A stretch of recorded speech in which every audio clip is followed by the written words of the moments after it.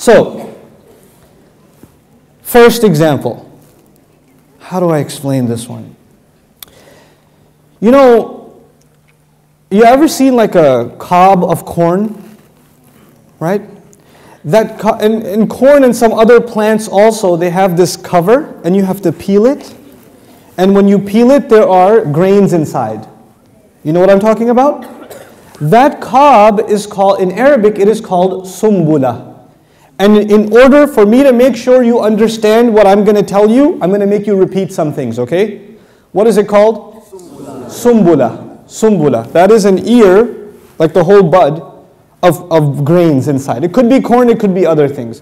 But when you peel it and it's got a lot of seeds inside, a lot of little dots and grains inside, that is called a sumbula. Okay. Now, if I say in English car, what's the plural? Cars. House. Mouse. Mouses. No? No? Okay. Mice. Okay, but usually in English, when you have a word, you give it a plural by adding what? An S. It usually works. I mean, it doesn't work with, you know, house and houses it works, but mouse, I don't know. You know, but I might as well tell you a joke in the meantime. If you don't laugh, then you have to leave. Okay, so when I was studying economics, and I don't know why I was doing that, but I was studying macroeconomics when I was in college, and our professor was a Chinese fellow. He was doing his PhD in New York City, and he was a macroeconomics professor, and he spoke in a very heavy Chinese accent. And there were 300 students in the class. I mean, this is some of the best sleep I ever had in my life. But in any case, so he used to give his lecture, and when he would give his lecture, like, you really try to listen, you didn't understand until he said, exam tomorrow. I was like, so the entire class, 300 students, we wrote a petition to the department, please, we cannot take an exam, we don't understand what this man is saying. So, he got very upset. He got angry at the entire class. So the next day he came to class and he said, he put a PowerPoint on the screen and he said, Professor Wang's list of complaints against English. He says, you complain about my English, I complain about English. So he said, the English language doesn't make any sense. And especially in the US, we say things like you park on a driveway and you drive on a parkway, right? So, and the plural of house is what? No, the plural of mouse is what? Mice, but the plural of house is not heis. And tooth is teeth, but booth is not beef. So he had a whole list of these complaints. And he took 45 minutes and went through all of them, right? It was the best economics class I've ever had in my life. But anyway, the point I was going to make to all of you was, car is cars. Sumbula is singular. Sumbulat, say that? Sumbulat, that's plural. That is plural. But the Arabic language is kind of cool because you can have more than one plural. It's weird. Like in English, you don't have cars and carses. You don't have that. You have book and books. You don't have book and books and books. You don't do that. But the Arabic language actually has multiple plurals for one word. I'll give you an example that you know. Kafir, kafirun. Any other plurals you know? Kufar. Nabi, you can say nabiyun. You can say what else? Anbiya. You have multiple plurals. It happens all the time in Arabic. So in the Arabic language, sumbula is singular. What was the plural? Sumbulat. And there's another plural, sanabil. Sanabil. Now this is vocabulary I'm teaching you without any notes. And if you're brothers, you're not taking notes anyway. But if you're sisters, probably chances are you're writing something down. It's okay. But sumbula is singular. Now I'm going to hear from the crowd. What was the singular? Sumbula. What was the plural? Sumbulat. What's the other plural? Sanabil. Now here's the secret. In the Arabic language, they have a concept. I kid you not. This is real. In the Arabic language, they have a concept that you can have singular, you can have plural, and you can have super plural. Literally, super plural. They have singular and plural and Super plural. Sumbula is singular. Sumbulat is plural. Sanabil is what? Super plural. So the more powerful plural is which one? Sanabil. You with me so far? Now let's turn to the Quran.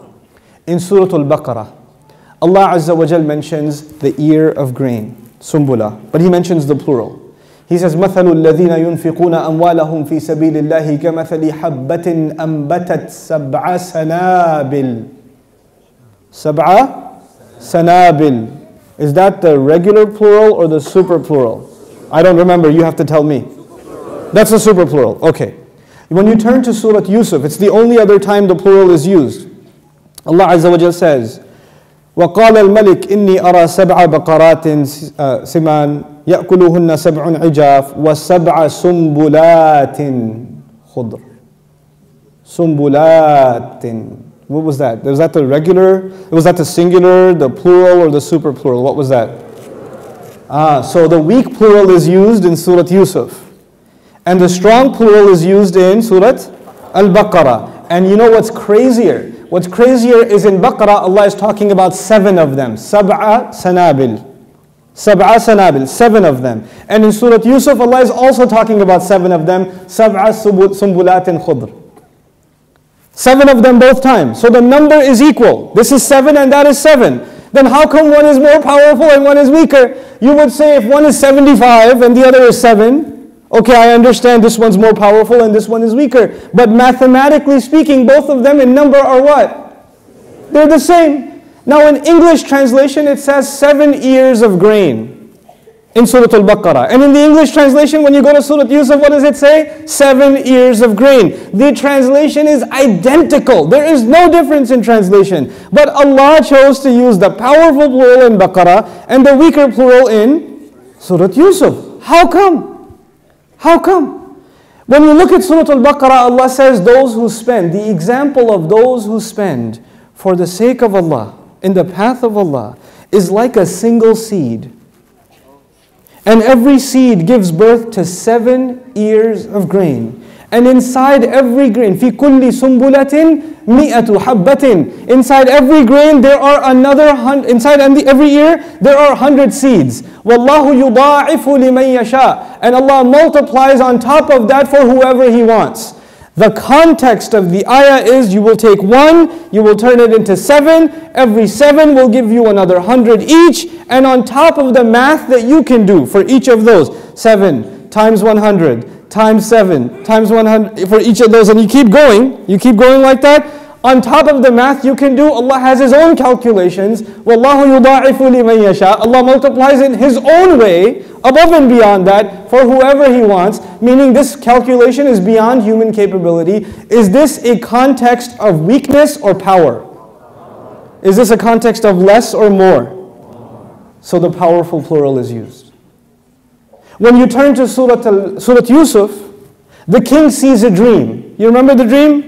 Fat cows, skinny cows, 7 ears of corn.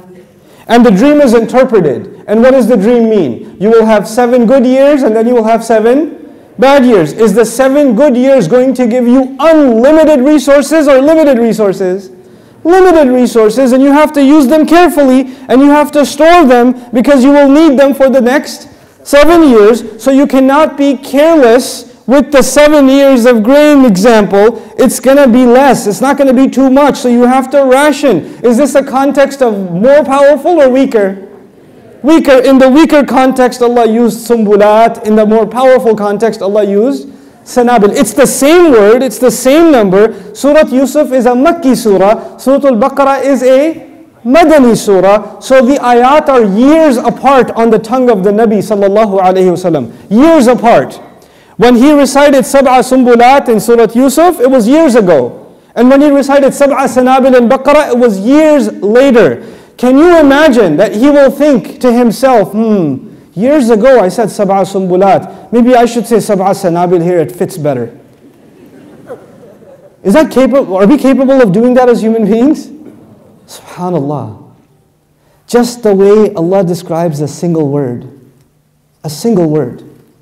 I want to give you one more example of the regular plural. and the singular, and the plural, and the super plural. Just one more example of that, because it's a fun concept. And it changes your perspective on even one word. How is it being translated? How is that being translated? The word is ni'mah.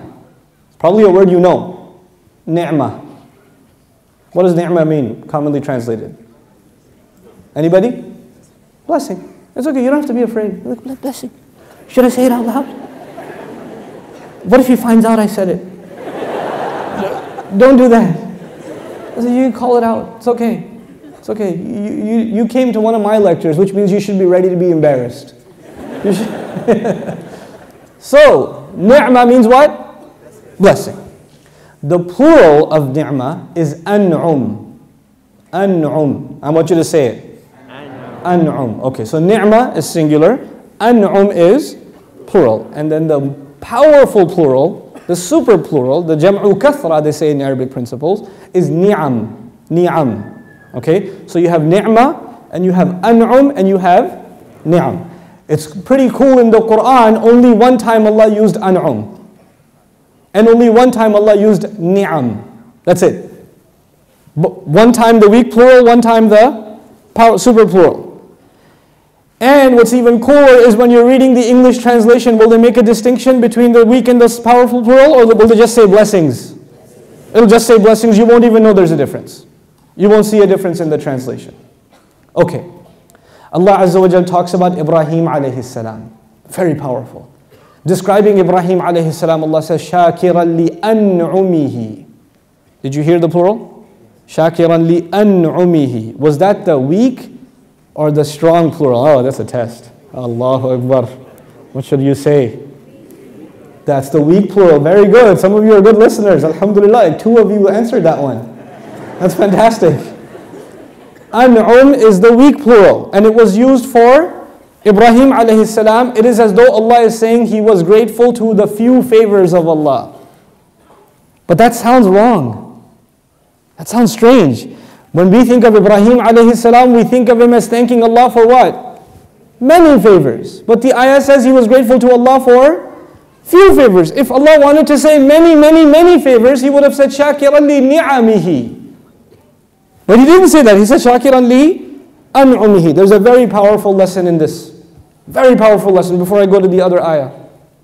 The lesson in that is, no matter, even if you're Ibrahim alayhi salam, and you are grateful to Allah from beginning to end, and you are grateful in the way that few human beings will ever be on the face of this earth. At the end of your life, when you look back and you thank Allah for the favors that He gave you, you were only able to accomplish thanking Allah for just a few with respect to the actual number of favors He did. Human beings are not capable of thanking Allah in proportion for the majority of His favors. At the end of our lives, when we turn back, even if my entire life was about shukr, I will only have accomplished a minority of shukr. It will be an'um, not ni'am, that I was able to actually thank Allah for. As a matter of fact, most people can't even truly thank Allah for one ni'mah. وَإِن تَعُدُّوا نِعْمَةَ اللَّهِ لَا تُحْصُوهَا. The singular is used. If you try to count and truly appreciate the one ni'mah of Allah, you will not be able to encompass it.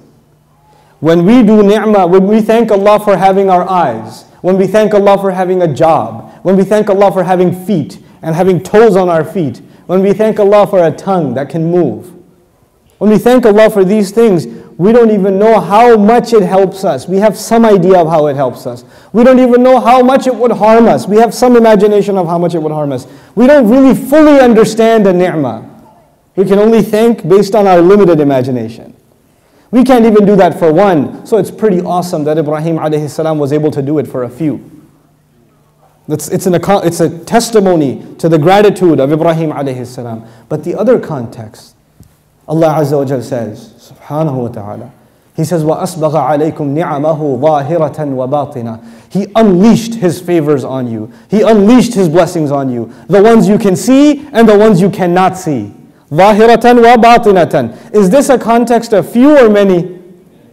So He used ni'am.